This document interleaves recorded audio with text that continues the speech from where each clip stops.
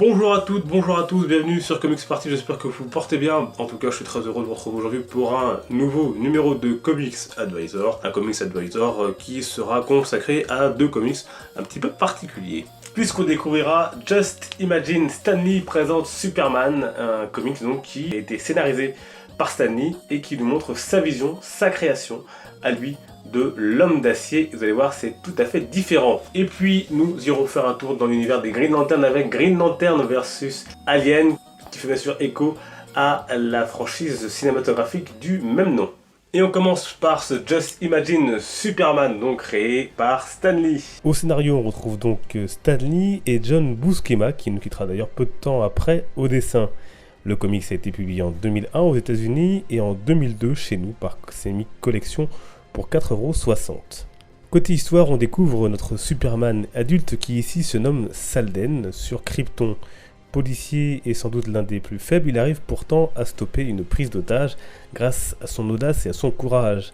Mais l'un des bandits dont ses camarades sont morts dans l'attaque veut se venger de lui et réussit à s'échapper.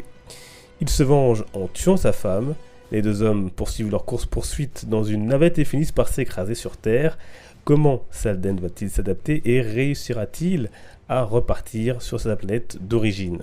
Dans le jeu des différences et des ressemblances, on remarquera ici qu'on a un Superman blond qui a plus ou moins les mêmes pouvoirs que notre homme d'acier, et la découverte de ceux-ci se fait de façon assez similaire, en lien notamment avec la faible gravité terrestre. Et le moins que l'on puisse dire à la lecture de ce comic, c'est que Salden est beaucoup moins attachant que notre Kal-El. Un peu arrogant sur les bords, sa seule motivation pour aider les terriens, c'est de leur permettre de rattraper leur retard sur le voyage spatial, afin notamment de retourner chez lui. Lois Lane ici est vénale et ne pense qu'à l'argent qu'elle pourrait se faire avec un homme comme celui-ci. Il y a pas mal de facilité et le méchant de l'histoire n'a pas grande envergure, par contre celui qui se cache derrière tout cela est bien plus intéressant. Et puis on retrouve d'ailleurs assez bien la patte de Stan Lee, comme ses passages dès le début d'ailleurs du comics avec ses notes. Par exemple ici, au tout début, j'ai pris la liberté de traduire le dialogue de nos héros dans une langue terrienne pour ceux d'entre vous dont le vocabulaire galactique est un peu rouillé, Stan Lee le linguiste. Et vous l'avez compris, avec ce Superman par Stan Lee, on a droit donc à une réécriture de l'histoire et de la genèse de Superman par le père de Marvel, Stan Lee. Autant vous dire que j'ai préféré la version originale de Joe Shuster et Jerry Siegel, sortie dans les années 30. Voilà donc pour ce Just Imagine Stan Lee, et passons donc maintenant à un autre héros de l'univers DC avec Green Lantern versus Alien. Ce comic s'est sorti en 2000 aux USA et en 2001 chez nous pour à l'époque 35 francs. Et il reprend bien sûr les créatures de la célèbre franchise cinématographique Alien, dont le premier film a été réalisé par Ridley Scott avec notamment Sigourney Weaver au casting.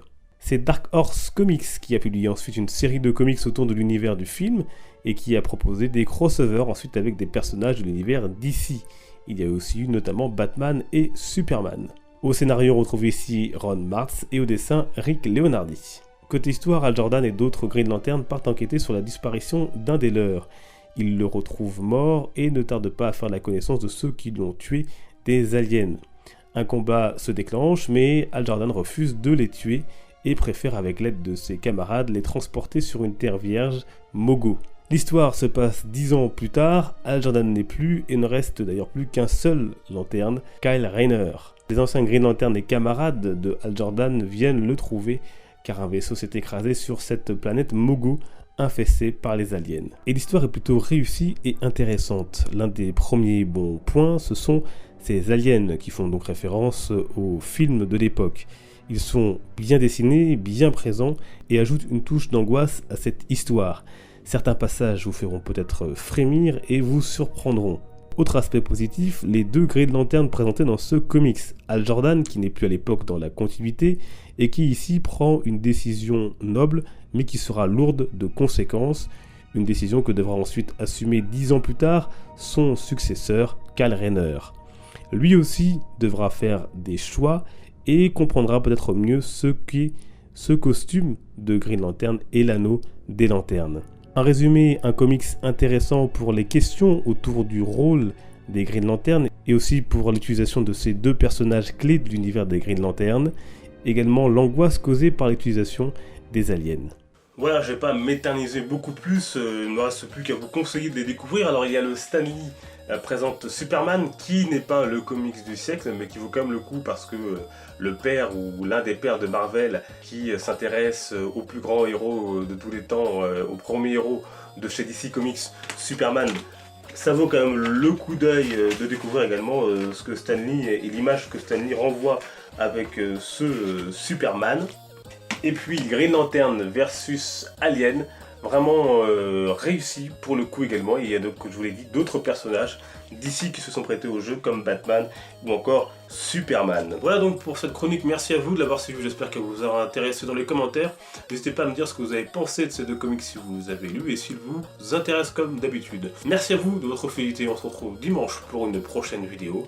D'ici là, vous connaissez la démarche, on se retrouve sur les réseaux sociaux, Facebook, Twitter, Instagram, les liens sont dans la description, je vous y attends avec grand plaisir pour discuter comme d'habitude. N'oubliez pas de vous abonner pour suivre les restes des vidéos. À dimanche donc, les comics sont une fête, portez-vous bien, ciao.